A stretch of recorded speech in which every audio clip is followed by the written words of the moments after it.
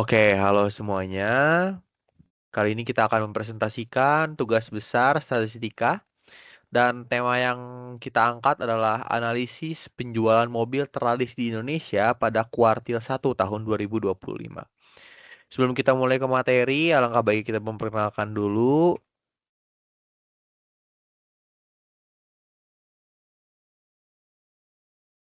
Yang pertama ada Josephine 1030 2240 0006. Yang kedua ada Muhammad Rafi Putra Aryaguna 1030 2243 0002.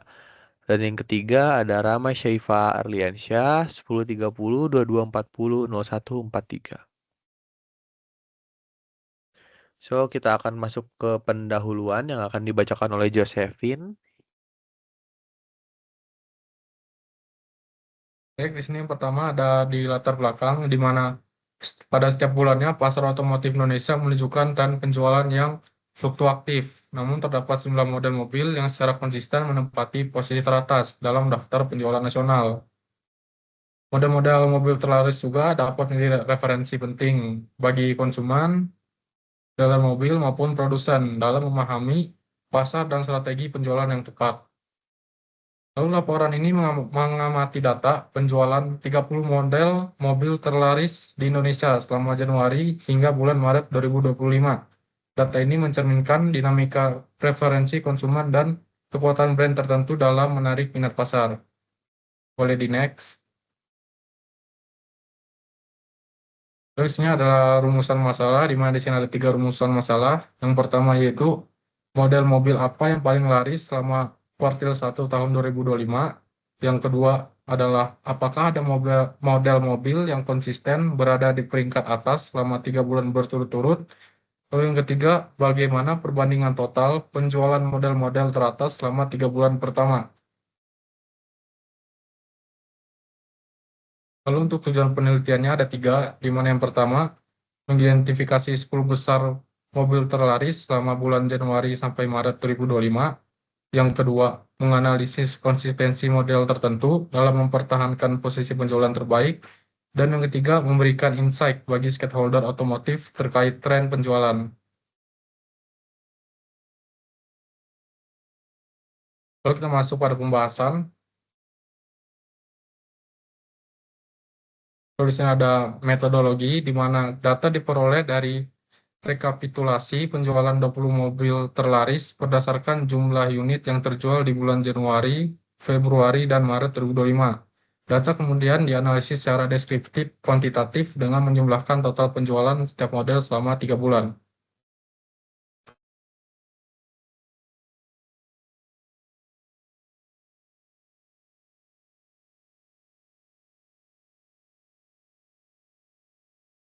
Oke, ini untuk hasil pengolahan data ya. Di sini ada 30 penjualan mobil pada kuartil 1 tahun 2025. Ini untuk dari data nomor 1 sampai dengan 17 terlebih dahulu. Ini yang paling tertinggi di sini kita memiliki data dari model mobil Toyota Kijang, Innova, Zenix, dan Reborn. Yang dimana total kuartil satunya mencapai 16.532. Kemudian ada Honda Brio, Daihatsu Sigra, sampai dengan Mitsubishi Pajero Sport yang dimana pada bulan Februari dan bulan Maretnya itu tidak terlalu begitu tinggi, melainkan eh, terdapat beberapa eh, jumlah penjualan yang sedikit menurun daripada tahun sebelumnya. Terus untuk selanjutnya, nah ini kemudian dilanjut dari nomor 18 sampai dengan 30 ya. Di urut nomor 18 ada Honda HR-V dengan kuartil satunya 3.303. Expander untuk di kuartil satunya di tahun 2025 ini belum ada penjualan. Ini sudah digabung ya dengan Expander dan Expander Cross. Nah, dan ada berbagai tipe mobil lainnya sampai dengan Wuling REV yang dimana kuartil 1 tahun 2025-nya tidak ada penjualan sama sekali mulai dari bulan Januari, Februari, Maret, dan seterusnya. Oke, ini untuk analisisnya. Kita mulai dari dominasi pasar ya.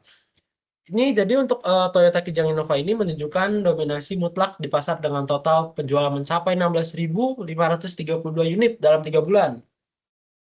Nah, ini diikuti nih oleh Honda Brio dan Daihatsu Sigra. Nah, untuk konsistensi penjualannya, ini yang pertama nih Toyota Kijang Innova dan Honda Brio ini selalu menempati 3 besar di setiap bulannya. Kemudian disusul dengan Toyota Avanza menunjukkan lonjakan besar pada bulan Maret dengan menempati posisi kedua, naik dari peringkat 7 dan 8 sebelumnya. Nah, ini fluktuasi penjualan. Toyota Rush menunjukkan penurunan signifikan pada bulan Maret ya. Model seperti Suzuki XL7, Mitsubishi Pajero Sport, dan Hyundai Creta tidak masuk dalam 10 besar akumulasi meskipun tampil baik di bulan tertentu. Oke, ini untuk pengujian hipotesisnya ya. Dari rumusan hipotesisnya tersendiri, mengetahui apakah terdapat perbedaan signifikan antara penjualan Toyota Kijang Innova dan Honda Brio selama bulan Januari sampai dengan Maret 2025. Dirumuskan hipotesis sebagai berikut. Nah, ini ada hipotesis 0 yang pertama. Ini dia artinya tidak terdapat perbedaan yang signifikan antara penjualan Toyota Kijang Innova dan Honda Brio. Terus yang hipotesis alternatif, terdapat perbedaan signifikan antara penjualan Toyota Kijang Innova dan Honda Brio. Nah, ini ada jenis uji statistiknya. Metode yang digunakan adalah uji T, 2 sampel berpasangan atau pair t-test. Karena kita memiliki alasan, yaitu data berpasangan dari 2 objek yang sama-sama diamati dalam 3 bulan yang sama. Terus kemudian bertujuan untuk membandingkan rata-rata kedua kelompok antara Innova dan Brio. Nah, ini berikut untuk pengujian hipotesisnya ya. Kita taruh bulannya dulu, kemudian dari bulannya jumlah per bulan dari Kijang Innova dan Honda Brio. Kemudian kita masukkan di rumus selisihnya. Oke. Nah, setelah kita mendapatkan data tadi, kita lanjut ke metode hipotesis langkah perhitungan. Jadi yang pertama itu kita akan menghitung rata-rata selisih D, di mana penjumlahan data yang pertama dibagi jumlah data. Jadi kita lihat dari selisih rata-rata di data pertama, kita sudah mendapatkan rata-rata itu 341. Kemudian dia akan dikurangi dengan data dan dipangkatkan 2 dan itu menghasilkan 155.236. Begitupun seterusnya hingga bulan Maret dan memiliki jumlah 587.336 data. Itu selisih rata-ratanya ya.